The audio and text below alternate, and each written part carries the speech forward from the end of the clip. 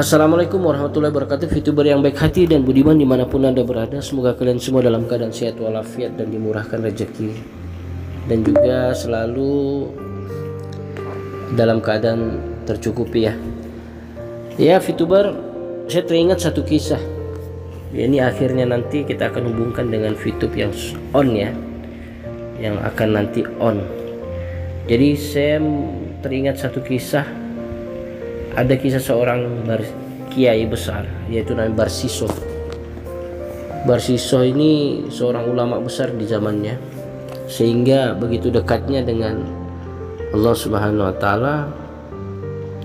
Maka Barsiso ini setiap apa yang diinginkannya, dia berdoa saja, otomatis Allah akan berikan keinginannya itu. Bahkan kalau dia ingin berpindah satu tempat, dia hanya memejamkan mata, dia mengucapkan bismillah saja, dia sudah berpindah tempat. Begitu dekatnya Barsiso ini kepada Allah Subhanahu wa taala. Jadi suatu ketika, teman-teman, singkat cerita, Barsiso ini didatangi seorang kakek tua. Kakek tua datang dan ingin menginap di rumahnya ulama yang bernama Barsiso tadi. Ternyata kakek tua ini adalah seorang iblis yang menyamar menjadi seorang kakek tua. Dia ingin merusak imannya si Barsiso tadi, ulama besar tadi, sehingga teman-teman situ pada saat nginap di rumahnya ulama yang bernama Barsiso 3 hari 3 malam, si kakek tua tadi, si iblis yang menyamar jadi kakek tua tadi hanya mengerjakan ibadah terus selama 3 hari 3 malam, ibadah, tidak makan, tidak minum selama 3 hari 3 malam. Jadi si Barsiso ini melihat, sehingga ada terbesit sedikit saja di hatinya. Wah, kakek tua ini kok amalannya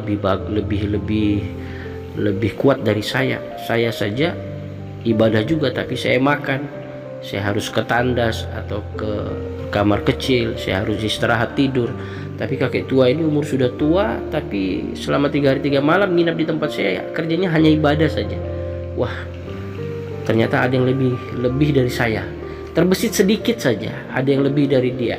Artinya apa? Barsiso dia tidak ingin ada orang yang lebih dari dia.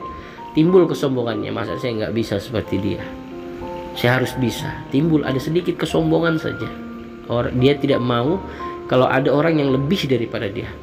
Jadi singkat cerita, dia bertanya kepada kakek tua, wahai kakek tua, apa sih khasiatnya, rahasianya sehingga engkau bisa ibadah 3 hari 3 malam tanpa makan, tanpa minum, tanpa istirahat, tanpa tidur segala macam?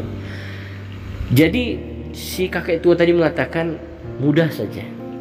Kalau engkau ingin seperti saya, engkau harus melakukan perbuatan dosa dulu. Jadi kaget si Barsiso, mana mungkin. Jadi kakek tua melanjutkan, kalau engkau melakukan perbuatan dosa baru engkau akan tahu.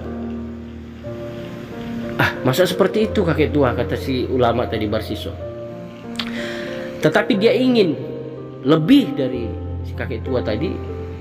Dia ikuti sarannya. Oke lah kalau begitu, kira-kira dosa apa yang harus saya perbuat? Jadi si kakek tua tadi mengatakan, wahai Barsiso, kalau engkau ingin melakukan dosa membunuh, katanya. Jadi Barsiso tadi, si ulama tadi mengatakan, saya tidak mau, itu dosa besar, saya tidak mau. Adakah dosa yang ringan? Langsung si kakek tua tadi, si iblis yang menyamar kakek tua mengatakan, ada, katanya. Kamu berzina kepada seorang wanita. Oh tidak, itu dosa besar, kata si Barsiso tadi, ulama tadi. Lalu si Barsiso mengatakan lagi, tolong carikan adakah dosa yang lebih ringan, katanya. Jadi si kakek tua iblis tadi mengatakan, ada, ringan, katanya. Apa itu? Minum khamar, minum alkohol, minum yang memabuk-mabukkan. Jadi Barsiso tadi, seorang ulama, oke, itu saja, katanya. Singkat cerita, pergilah mereka berdua ke warung. Kebetulan penjual warung itu seorang wanita. Lalu teman-teman, dia membeli, namanya ulama ya, si Barsiso nggak pernah minum alkohol, nggak pernah nyentuh alkohol. Diberi sedikit aja, tidak sampai 1 gelas, setengah gelas mungkin ya, ukurannya yang orang yang tidak biasa minum alkohol. Lalu singkat cerita si Barsiso minum. Ternyata dari pengaruh alkohol tadi dia mulai pusing dan tidak terkontrol. Lalu pada saat dia minum di warung itu, dia melihat penjual warung itu seorang wanita, dia tertarik. Dari pengaruh alkohol tadi, maka dia memperkosa wanita tadi. Sehingga wanita tadi dizinahinya. Lalu ternyata datang anak wanita tadi melihat bahwa ulama Barsiso tadi berzina kepada ibunya. Barsiso tidak mau ketahuan, takut ketahuan sama orang banyak. Lalu dia bunuh anak si wanita tadi. Jadi karena minuman keras tadi, dia telah melakukan dua perbuatan dosa besar, membunuh dan berzina. Lalu singkat cerita diikatlah si Barsiso, teman-teman. Diikat ya, YouTube ya.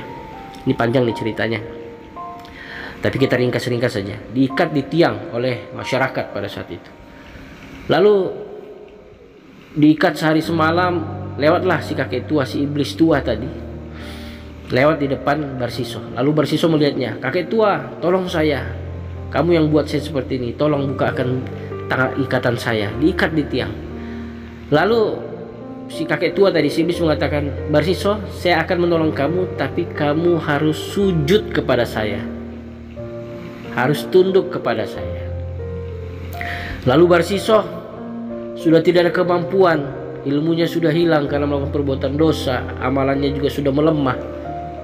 Lalu dia katakan, "Saya akan sujud kepada kamu, saya akan tunduk kepada kamu. Tetapi bagaimana bisa? Saya diikat, tangan saya diikat, kaki saya diikat. Tolong lepaskan."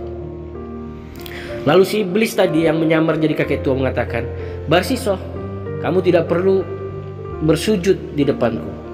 Tandanya kamu sujud hanya mudah sekali. Kamu tundukkan saja kepalamu, itulah tanda engkau bersujud kepadaku," kata si iblis. Lalu si Barsiso tadi, teman-teman, dia menundukkan kepalanya di depan iblis.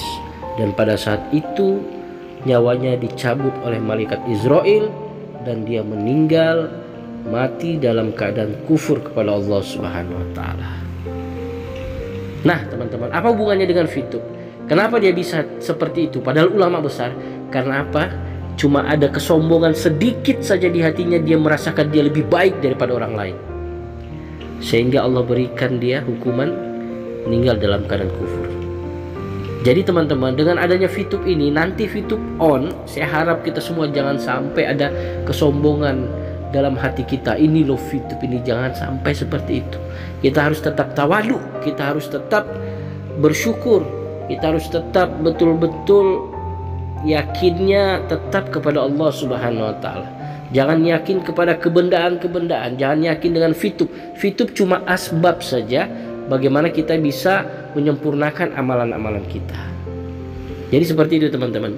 Jadi Fitup ini cuma perantara bagaimana kita lebih dekat kepada Tuhan yang Maha Esa, bagaimana kita bisa dekat kepada Sang Pencipta, dan bagaimana ada yang di dunia ini termasuk Fitup ini, bagaimana kita gunakan untuk menyempurnakan iman kita kepada Sang Pencipta, iman kita kepada Tuhan yang Maha Esa. Kalau orang Islam, iman kita kepada Allah Subhanahu wa taala.